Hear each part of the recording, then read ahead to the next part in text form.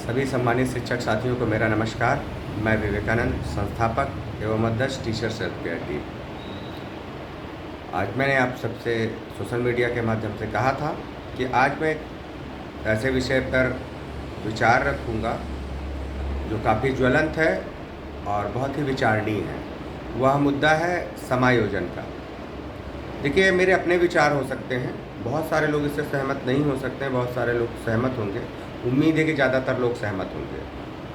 कोई भी प्रक्रिया होती है उससे कुछ लोगों को फ़ायदा हो रहा होता है तो कुछ लोगों को नुकसान हो रहा होता है। बात फ़ायदे और नुकसान से ऊपर उठकर देखी जानी चाहिए कि सही में क्या होना चाहिए, सही क्या है, गलत क्या है। क्योंकि कोई भी प्रक्रिया अपनाई जाएगी, किसी न किसी को फ़ायदा हो जाएगा और किसी न किसी को नुकसान हो जाएगा। जिसका फ़ायदा हो रहा होगा वो उस प्रक्रिया का पक्षधर होगा और जिसका नुकसान हो रहा होगा उस प्रक्रिया का विरोधी होगा। पर हमें कई बार अपने व्यक्तिगत फ़ायदे और नुकसान से अलग ऊपर उठकर यह देखना होगा कि सही क्या है और गलत क्या है। तो आइए आज बात करते हैं समायोजन पर, जो कि काफ़ी ज्वलंत मुद्दा है। क्या होगा क्या नहीं होगा यह बात का विषय है, लेकिन प्रक्रिया जो है उस 19 तारीख तक इसको पूर्ण करने के लिए शासन की तरफ से मनसा है। कई बार मनसा भी अच्छी होती है, लेकिन कुछ ऐसी समस्याएं होती हैं जो मनसा सही होने के बावजूद भी उसको पूरा कर पाना बड़ा कठिन हो जाता है। तो समायोजन को लेके भी दो पक्ष हैं। एक पक्ष यह चाहता है कि समायोजन हो जाए, दूसरा पक्ष यह चाहता है कि समायोजन ना हो। मैं दोनों पक्षों पर चर्चा करूँगा। पहला, समायोजन हो जाए। कुछ स्कूल ऐसे हैं जहाँ पे 100 बच्चे हैं और दो टीचर हैं या एक टीचर है। वैसे एक टीचर वाले स्कूल बहुत कम हो गए हैं, शायद नगण्य हो गए हैं, लेकिन फिर भी हैं ऐसे स्कूल। लेकिन 100 बच्चे पे 2 टीचर हैं, ऐसे स्कूल भी बहुत हैं। और दूसरी तरफ ऐसे स्कूल भी बहुत हैं जहाँ पर 12-12, 14-14 टीचर हैं और बच्चे 250 एनरोल्ड हैं, मुश्किल से 100 से 150 आते हैं। एक तरफ 70-80 बच्चे पढ़ाने के लिए 2 ही टीचर हैं और एक तरफ 12-12 टीचर हैं जो 150 बच्चों को पढ़ाते हैं। कुछ स्कूल ऐसे हैं जो शहर से बड़ा पास है, बड़ा सुविधाजनक है, तो उसमें क्या होता है, ज़्यादातर लोग जुगाड़ लगा के या जैसे भी वहाँ पे बहुत सारे टीचर हो जाते हैं। और कुछ सुदूर के विद्यालय होते हैं जहाँ कोई जाना ही नहीं चाहता है और वो 1 या 2 टीचर के भरोसे चलते हैं। अगर इस विसंगतियों को देखा जाए तो समायोजन होना चाहिए, लेकिन बहुत सारे और बिंदु हो सकते हैं इस बारे में।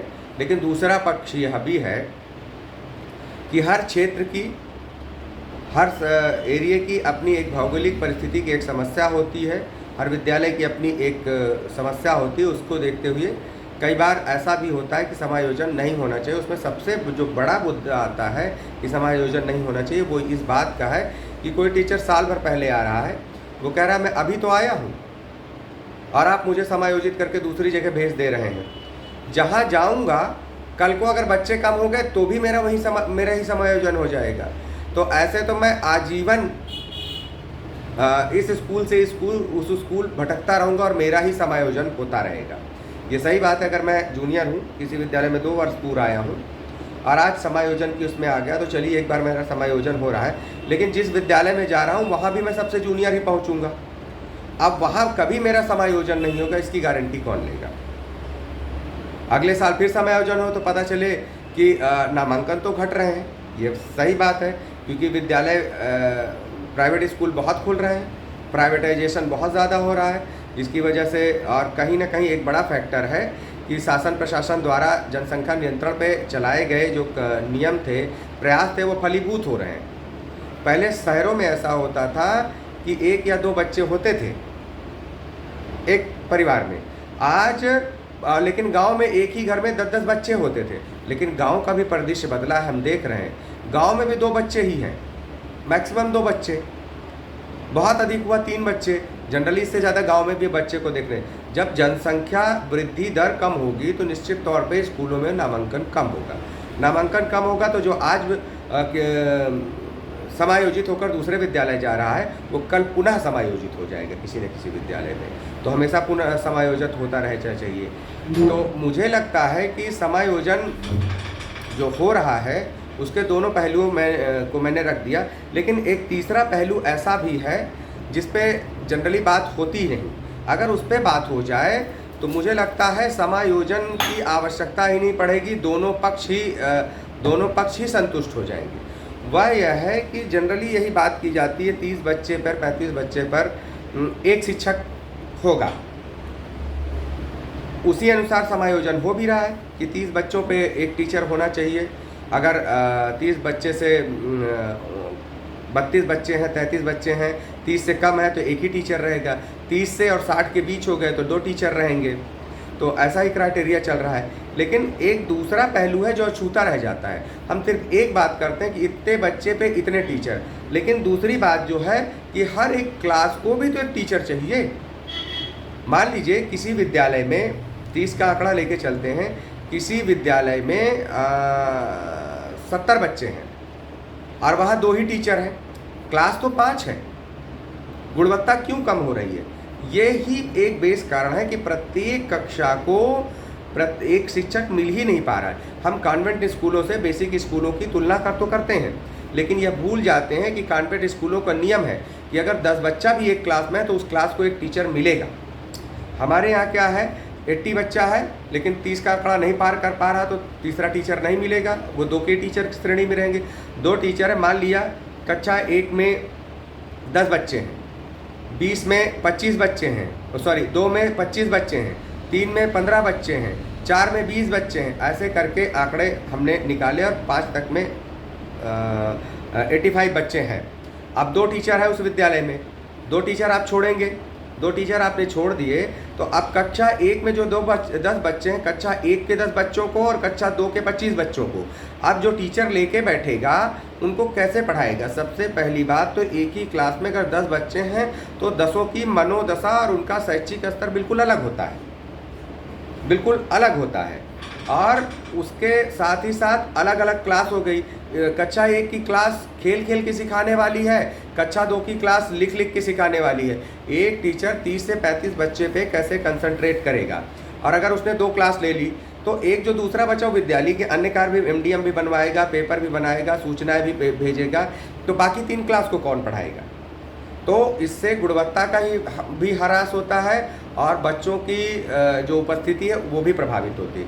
मुझे लगता है कि समायोजन होने से पहले समायोजन होना चाहिए। समायोजन अगर कहीं ज़रूरत से ज़्यादा शिक्षक है तो उनको समायोजित करके कम विद्यालयों वाले स्कूलों में, कम शिक्षक वाले विद्यालयों में भेजा जाना चाहिए, मैं इसके पक्ष में हूँ। लेकिन उससे पहले क्या होना चाहिए? प्रत्येक क्लास को एक टीचर दिया जाना चाहिए। आप एक कॉन्वेंट स्कूल दिखाइए, एक नामी स्कूल दिखाइए अपने शहर का, जहाँ पे एक नामी स्कूल किडजी जैसे तमाम स्कूल चलते हैं, जाइए कल सर्वे करके आइए और पूछिए कि क्या प्रत्येक क्लास को आपने एक टीचर दिया है कि नहीं दिया है। तो हर एक क्लास को जब तक आप टीचर नहीं देंगे तब तक गुणवत्ता सही से नहीं बनेगी। और आप सिर्फ छात्र के अनुसार, छात्रों के नामांकन के अनुसार टीचर देंगे तो 85 बच्चे पे 2 टीचर दे देंगे तो वो 2 टीचर कभी भी पूरा अटेंशन 85 बच्चों को नहीं दे पाएगा। और उसके दुष्परिणाम ये होंगे कि उन 85 बच्चों में से भी बहुत सारे बच्चे निकल कर प्राइवेट स्कूलों में चले जाएंगे और कहा जाएगा कि बेसिक स्कूलों में पढ़ाई नहीं होती है इसलिए बच्चे यहाँ से छोड़ के जा रहे हैं। जहाँ पे बगल वाले प्राइवेट स्कूल में हर कक्षा को एक टीचर अलॉट है, वहीं पे बेसिक एजुकेशन में क्या है, पूरे स्कूल को देखा जा रहा है कि 5 तक की कक्षा 2 टीचर रहेंगे। भैया 5 तक की कक्षा कैसे 2 टीचर चलाएगा? कभी गुणवत्ता नहीं दे पाएगा। आप जो भी लक्ष्य रखते हैं, प्रेरणा लक्ष्य है इस डेट को प्राप्त कर लेना, कैसे प्राप्त कर लेगा? तो यह संभव है। समायोजन से पहले मुझे लगता है डिमांड की जानी चाहिए, मांग की जाना चाहिए, राष्ट्र हित में, बच्चों के हित में, बेसिक शिक्षा के हित में, शिक्षकों के हित में, सभी के हित में यह होगा कि प्रत्येक क्लास को एक शिक्षक दे दिया जाए। और उसके बाद भी अगर संख्या कम है, कक्षा 5 तक में 5 शिक्षक दे दीजिए। उसके बाद अगर कहीं 6वां शिक्षक और बच्चे कम है तो आप 6वें टीचर को हटा लीजिए, उसको समायोजित कर लीजिए, वो गलत नहीं होगा। लेकिन सबसे पहले प्रयास किया जाए कि प्रत्येक विद्यालय को एक शिक्षक, हर कक्षा को एक शिक्षक दिया जाए। उससे पहले समायोजन अगर करना है तो वहीं से किया जाए जहाँ शिक्षक मोर देन 5 है। 5 से कम शिक्षक वाले विद्यालयों से समायोजन मुझे लगता है होना ही नहीं चाहिए। अगर किसी विद्यालय में 5 शिक्षक हैं और छात्र संख्या 120 है तो भी वहाँ से समायोजन नहीं हो चाहिए। 120 के हिसाब से आप 4 रखेंगे, 5वें को हटा देंगे, नहीं, 5 टीचर तो मिनिमम होने ही चाहिए, उसके बाद समायोजन होना चाहिए। 5 से कम या 5 तक शिक्षक वाले विद्यालयों से समायोजन नहीं होना चाहिए। अगर 5 से अधिक शिक्षक किसी विद्यालय में हैं और बच्चे कम हैं तो उन विद्यालयों से समायोजित होना चाहिए। अन्यथा की स्थिति में समायोजन होगा तो उसके दुष्परिणाम यही होंगे कि शैक्षिक गुणवत्ता तो डाउन होगी ही होगी, छात्र नामांकन और गिरेंगे। यह मेरे निजी विचार हैं, ये मेरी अपनी निजी समझ है। बहुत सारे लोगों को इससे आपत्ति हो सकती है, असहमत हो सकते हैं या मेरे लॉजिक से सहमत नहीं हो सकते हैं। या शासन प्रशासन की मेरी मंशा शासन प्रशासन के समायोजन की नहीं, मैं तो कह रहा हूँ समायोजन होना चाहिए, लेकिन कैसे समायोजन हो और क्या प्राथमिकताएं रखी जाए ये मैं अपना व्यू रख रहा था। मेरा उद्देश्य विरोध नहीं है, परिस्थितियों को अपने विचारों को और परिस्थितियों को अपनों के बीच ले जाना है। आप सबने धैर्यपूर्वक मेरे बिंदुओं को सुना, इसके लिए बहुत बहुत धन्यवाद।